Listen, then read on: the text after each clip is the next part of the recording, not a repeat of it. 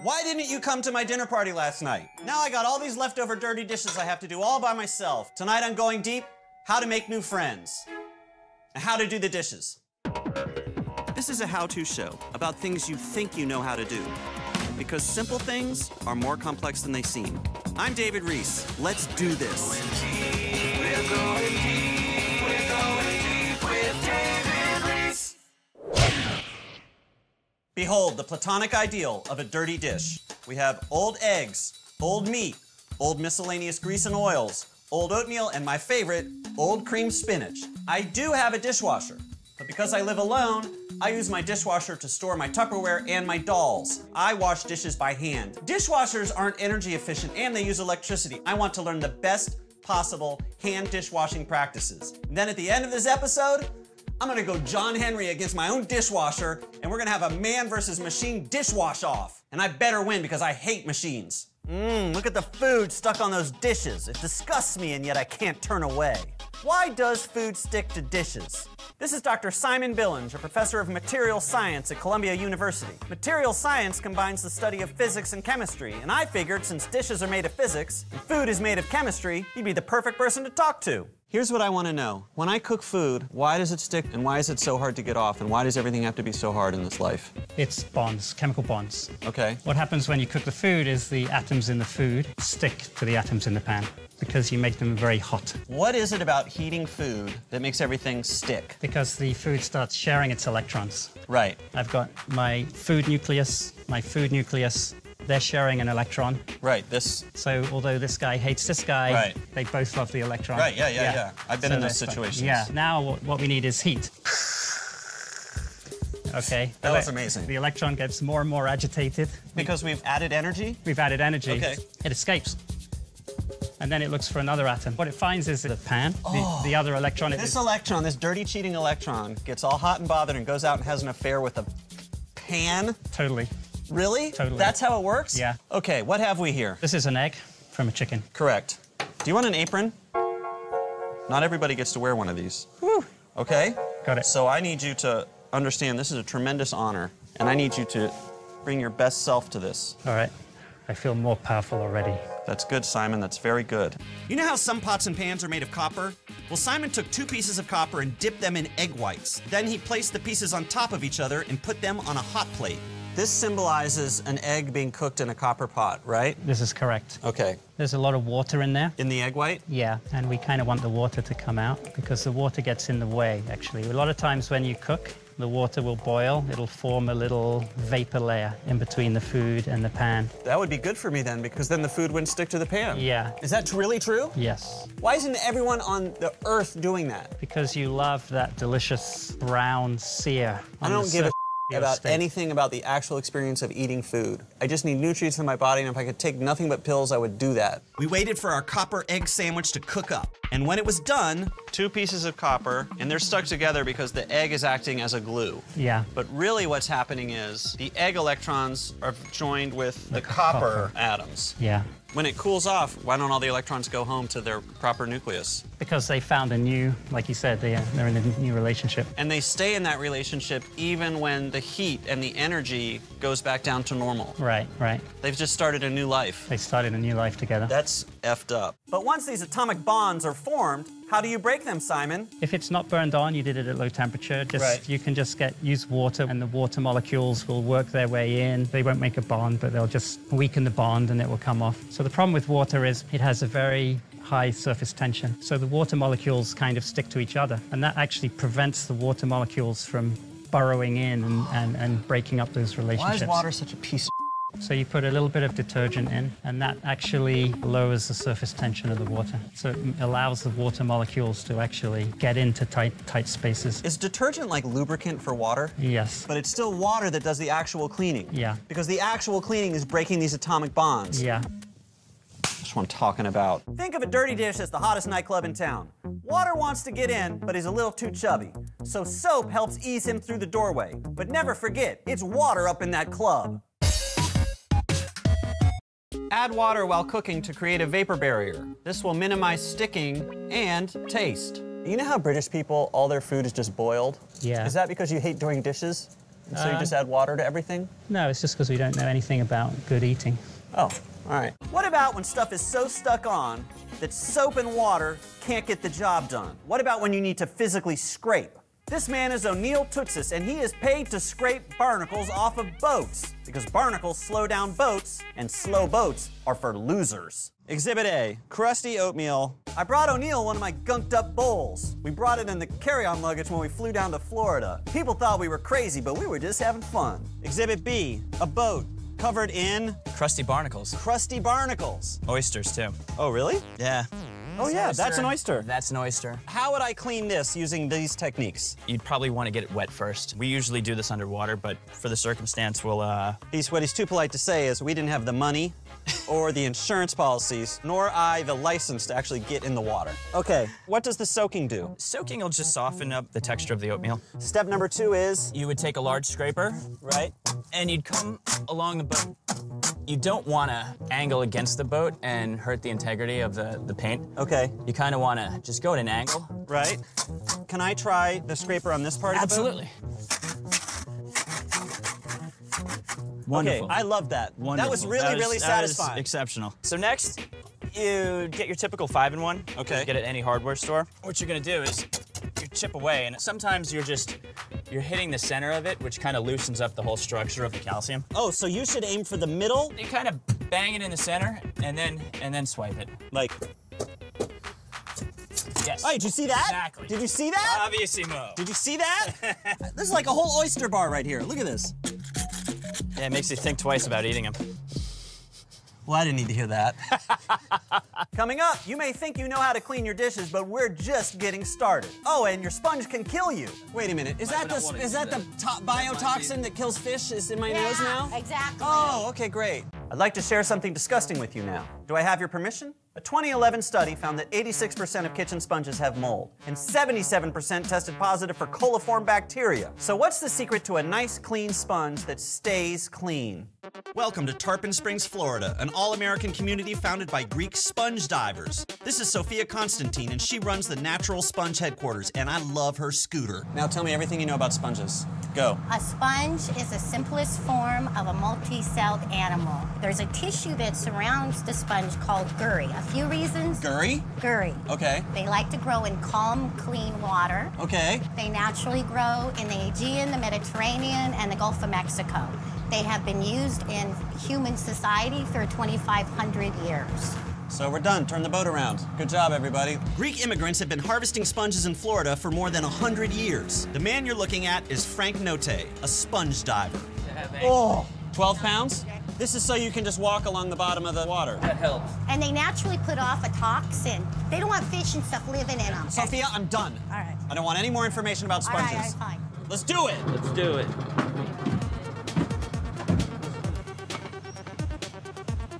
That is old school. Whoa! Whoa, whoa, whoa! The first thing he does is find a sponge. Then he cuts it off, but he leaves something called the holdfast on the rock or the coral that the sponge was attached to, and this allows a new sponge to grow in its place. He got one. He got one. Is that what that is? Yep, he got a sponge. Woo! Oh.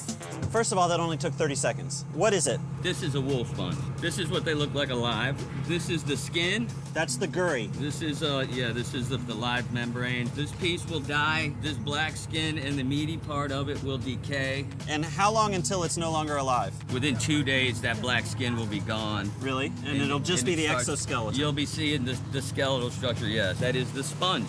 Right. I gotta say, it does not look like an animal to me. It smells like seafood. Does it? Yeah. A little bit. Like raw sea. Oh, wait. They got spurs on them, is what they call that. Wait a minute. Is that Might not the wanna is do that the that. biotoxin that kills fish is in my nose now? Exactly. Oh, okay, great. Yeah, well, this has been a great episode. See you in heaven, I guess. After harvesting, the sponges sit for 3 days while the gurry decomposes. It smells delicious. Then they're pressure washed. So this is a... This is a clean sponge. You can tell the difference between a natural sponge and a synthetic sponge just by looking at it. The natural sponge, their airways are all connected. All those airways and chambers are all connected. So when you squeeze a sponge, you flush everything out. So therefore, mold and bacteria do not. That's not an issue with natural sponges, but it's good to soak them in baking soda and water. But with my kitchen sponge, when I squeeze my kitchen sponge, stuff comes out. Yeah, but there's still stuff inside that's all... So these holes in a natural sponge go all the way through? Yes. And you're saying the holes in a synthetic kitchen sponge, they're kind of like fake holes. They're fake holes, yes. You hate synthetic sponges. Right. Everyone who uses synthetic sponges should be rounded up and Yeah. walked off the plank. Absolutely. Remember, sponges are animals. Who's a good boy?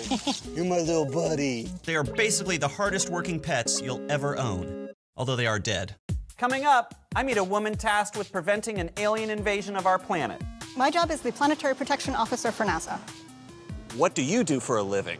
I was headed into dishwashing combat against a machine whose sole purpose was to wash dishes. So it wasn't enough for me just to be faster. I also wanted to be more efficient, using less water and less energy. I wanted to make that machine feel utterly humiliated. This is Dr. Rainer Stamminger, or as I call him, Dr. Dishwasher. He's a professor of household and appliance technology at the University of Bonn in Germany. He spent years researching how to do dishes using the least amount of water with the best possible results, and he's written many, many papers on just that topic. Basically, ich liebe dich, Herr Dishwasher. He agreed to analyze my dishwashing technique via transatlantic internet video conference call. You know those always look and sound perfect. This is my kitchen. These are my camera. Wave hello, say hello. Hi, folks. Wave hello, Corey.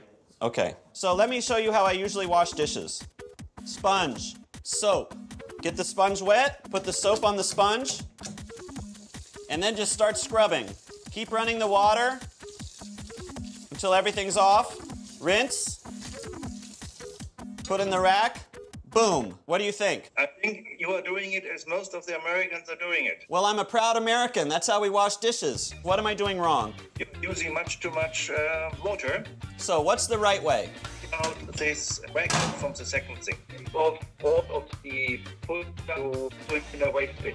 Everything into the garbage? Everything into the garbage. And the left one, put in hot water, only half full. The soap, how much? Not too much. The right sink in cold water. After the sinks were ready, Dr. Dishwasher told me to commence washing. I started with the cleanest items, working my way up to the more disgusting ones. Why do I rinse with cold water and not hot water? Hot water needs energy and cold water is sufficient, so you don't need to have hot water there. Cold water is just more energy efficient. Yeah. And when do I know when to add more detergent? When you see that there are no small foam bubbles. So when I see bubbles, I'm still good. It's okay? Looks good. This is getting pretty, It may be time to change this water. So now I'm gonna drain it. So Americans need to get over this idea that the only way to clean something is to run water over it. It's okay to put it in the water and then scrub it and then rinse it. Yes. To avoid bacterial contamination from your dish towel, air dry your dishes whenever possible. Is this how you wash your dishes every day? No, I'm using a dishwasher. Ah!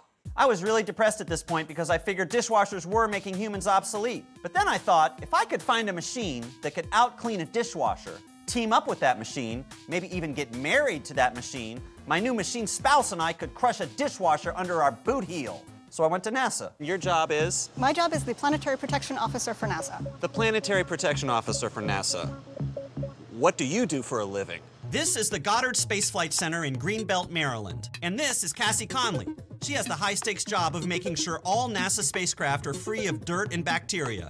We're actually protecting all of the planets in this solar system all of the time. That is, when we send spacecraft out, Right. and when we bring spacecraft back to Earth, we're concerned about making sure that the planets that we go to don't get contaminated with things that would interfere with the activities that we want to do at those planets. And then also, if we're bringing samples back to Earth, we really don't want to cause the Andromeda strain. This is a pop culture reference about a movie that all of you are too young to remember. Possibly, yes. Yeah, Why don't so you we don't- summarize briefly to that camera the plot of the Andromeda Strain? So the Andromeda Strain is a movie in which a spacecraft went out and came back and was contaminated with organisms that then caused major problems with diseases on Earth. Basically, Cassie is keeping us safe from an alien invasion. We should all pay her $20 just to be nice. And this is the... That's actually an oven that we use to bake spacecraft, but... Okay, so this is an oven. Yes, it's actually a vacuum oven. It sucks the air out of the oven, as well as putting heat in. If it sucks all the air out of the oven, what is it that gets hot? The light will hit the surfaces of the spacecraft, whatever inside, and make that warm. Are you heating spacecraft in here to clean them? Not this oven right now, okay, but we could. One of the most disgusting things about NASA is their unfettered idealism. For instance, Cassie showed me a place where humans and machines work side by side to make things really, really clean. It's called a clean room, and it just about made me sick. So this is an optical clean room. An optical clean room. They're testing lasers from one of our spacecraft going, I think, staying in Earth orbit or going on the shuttle. Okay. You worry about particles that could get on the optics and stop the laser from going through. You're talking about like little pieces of dust floating through the air. Little pieces of dust, really tiny pieces of dust that are 1,000th the diameter of your hair. So little. They got that stuff out of here? Yes, they do. We have filters that filter the air, and so there's air flowing through here all the time, and that filters out all the particles. In addition, some of the filters also filter out organic molecules. Okay. So in this case, smell is a contaminant. Because a smell would indicate the presence of organic molecules and compounds? Precisely. No perfume, no hairspray, no deodorant. Hold on. These guys aren't wearing deodorant? It gets a little smelly after a while, which actually means that they should go out and take a shower and come back in. None of those guys are wearing deodorant right now. Probably because not. Deodorant would introduce contaminants, right, and that would mess up the laser communication. Precisely. Coming up, man versus machine, human versus robot, hope versus despair, life versus death. Damn it. To tell you the truth, my trip to NASA kind of freaked me out because it was like, I'm never gonna be able to get my dishes that clean. I can't fit one of these gigantic ovens in my house or pay a bunch of guys in spacesuits to go over everything with their weird cloths and rags. How clean do my dishes have to be? What is your dishwashing practice? To scrub the dishes a lot. Mechanical removal is the best mechanism for bioburden reduction. And what is bioburden? Bioburden means all those little invisible things that are on your dishes.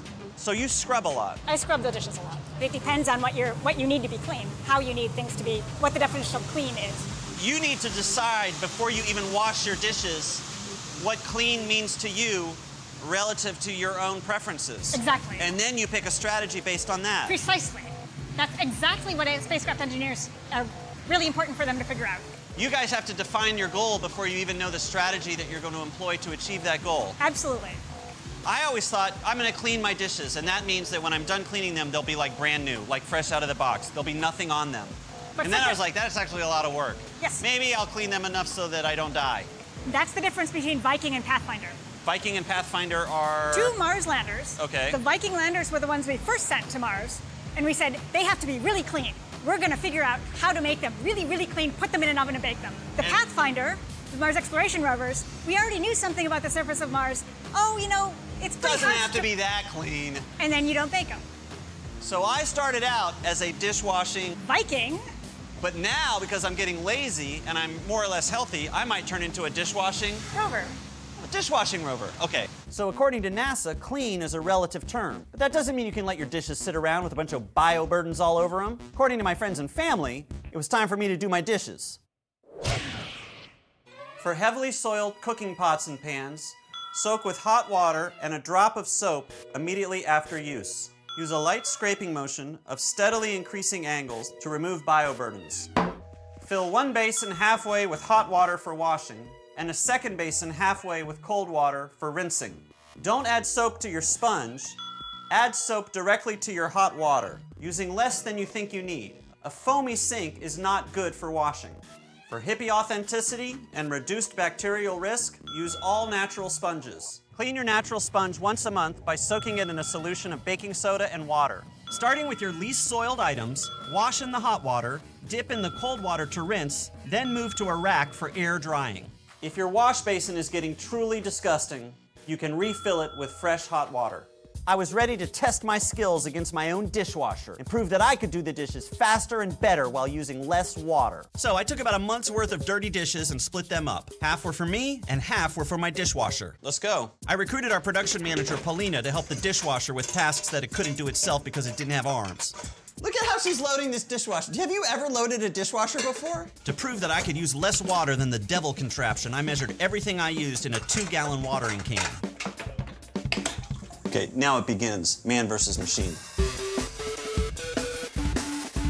I washed each item in soapy hot water and then rinsed in cool, clean water. Really, the number one thing is scraping. That's half the game, at least. Whew. As the minutes ticked by, the pressure was getting to me. Come on. Damn it. This sucks. But I persevered, and in the end, woo! I did it. This piece of junk's still rinsing. I'm better at washing dishes than a machine. And I used a gallon less water than my model of dishwasher uses. Meanwhile, this thing is still going. And we should admit that, yeah, this is not a new dishwasher. Let's not get too many shots of that dishwasher. It's maybe the nastiest thing in my house, other than my refrigerator and my collection of broken toilets. Then finally, the dishwasher stopped. Paulina, your dishes are filthy. Look how dirty that is. Oh, look at this spatula. Oh, busted. Okay, so my dishwasher is super old, and maybe modern dishwashers could do a better job and use less water than it did. Well, I'll tell you one thing, to all you modern dishwashers, bring it on. I'll be standing right here, proud and tall, a human washing dishes. Humans are better than machines. Goodbye.